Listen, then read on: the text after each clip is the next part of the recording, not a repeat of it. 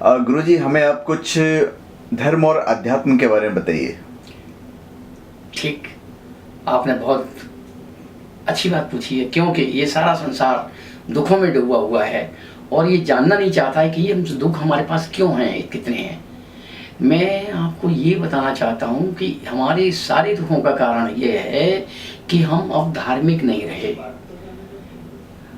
हमारे धर्म के बारे में लोगों ने पूछा कि हे भगवान, इतने सारे ग्रंथ हैं, हजारों लाखों करोड़ों, एक आम आदमी इतना कैसे पढ़ सकता है, तो कोई छोटी बात बताई जाए।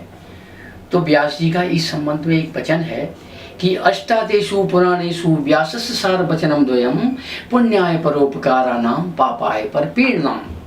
अब हिंदी में इसको बोला गया है, परहित सरिस धर्म नहीं भाई और पर पीड़ा सम नहीं अधमाई।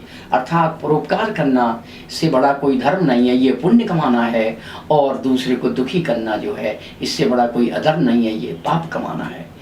आज हमारा सारा संसार ज़्यादा से ज़्यादा पाने के उसमें रहता है, दूसरे को लूटने के रहने में रहता है, देना नहीं चाहता है।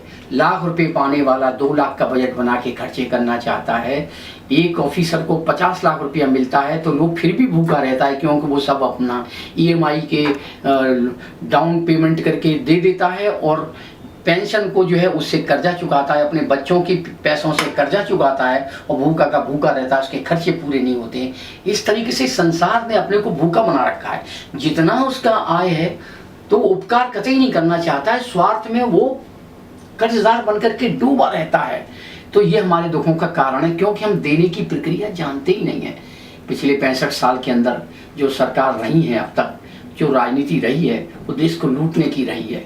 तो इस प्रकार से हमारा जनमानस जो इस समय पनप के आया है, वो जानता ही नहीं है कि त्याग क्या चीज होती है, देने दान करने से कितना सुख होता है। जबकि कहा गया है कि दान धर्म का अंश है, सारे धर्मों में कहा है, मुसलमानों में भी धर्म की दान की महत्ता है, ईसाइयों में भी दान की महत्ता है, और हिंदुओं में तो जो कुछ है हमारा वैदिक धर्म से बताता ही है कि दान करने से बड़े उपकार होते हैं। यहाँ तक कहा गया है कि आदमी जिस समय संकल्प करता है, बीमार आदमी, कि मैं अपनी इनकम का 10% दान करता हूँ, उसी समय उसके शरीर में ऐसी ऊर्जा उत्पन्न होती है कि रोग कम होना शुरू हो जाता है।